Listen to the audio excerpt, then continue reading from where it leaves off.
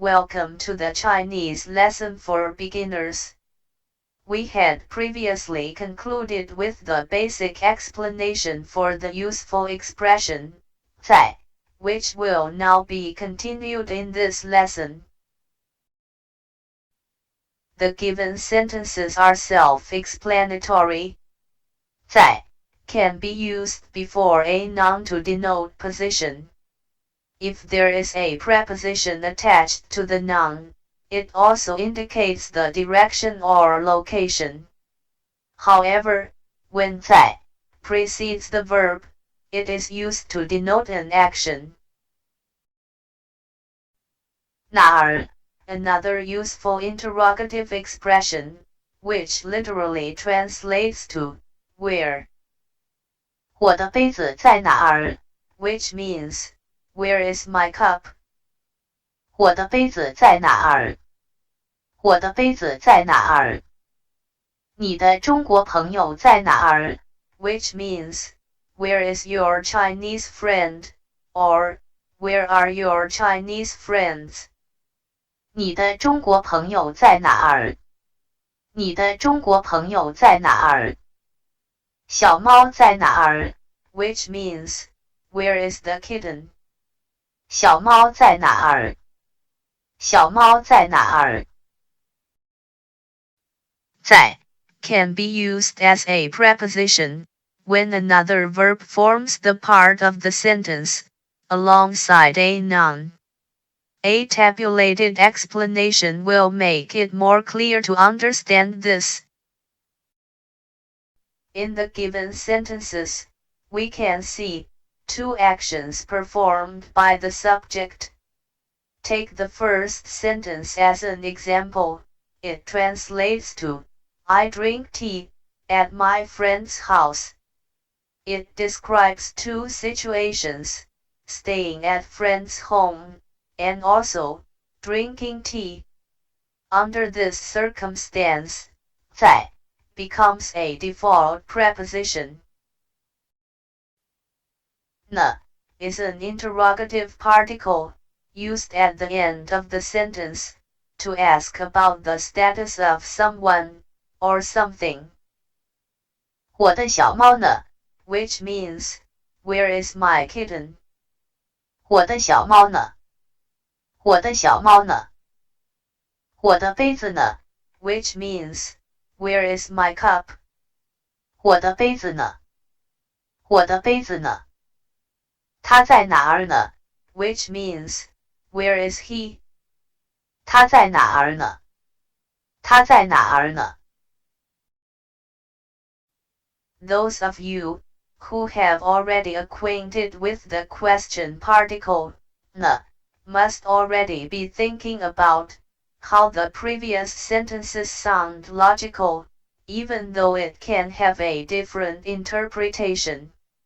This is why Chinese is a very complex language, and it is important to note that the sentences we learned just now carry the intended meaning only when both the speaker and listener are unaware of the object's position. If the object's position is already known to both parties, the same sentence can also mean, what about, or, how about. This expression is applicable to refer to people, as well as objects. We finally start with some conversations, to brush up with what we have learned so far. This is a conversation between you and your sister. Your sister wants to feed her kitten, and asks you, 小猫在哪儿? Where is the kitten? You just saw the kitten moving in the corner, and reply, 小猫在那儿? The kitten is there. Your sister also wants to make sure she feeds the puppy, and asks, 小狗在哪儿? You replied, 小狗在椅子下面. The puppy is under the chair. Here is a situation where your mother is trying to acquaint well with the people in the new neighborhood. After a brief introduction, a female neighbor asks, 你在哪儿工作? Where do you work? Your mother replies, 我在学校工作. I work at school. The neighbor spots you going out for a walk. The neighbor asks curiously, 你儿子在哪儿工作? Where does your son work? Your mother proudly replied, 我儿子在医院工作，他是医生。My son works at the hospital. He is a doctor. This is a conversation between you and your friend. He wants to meet your father to discuss a technical matter and asks you, 你爸爸在家吗? Is your father at home? You respond immediately, 不在家, not at home. Your friend is in urgency and asks, 他在哪儿呢? Where is he? You are concerned for your friend, but also want to address the matter. 他在医院. He is at the hospital. These are some questions, which you can try practicing for yourself, based on what you have learned. If you can answer the questions, well and good. Else, don't lose heart and continue to review the lesson one more time, and try again.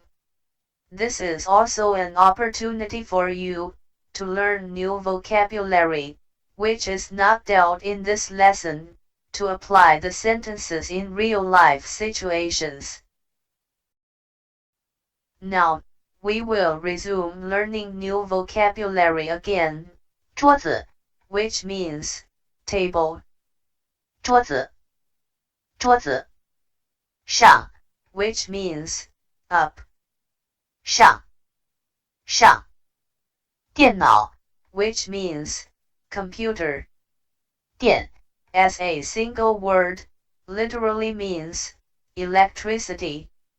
So, any machine or electric device will have this word as prefix.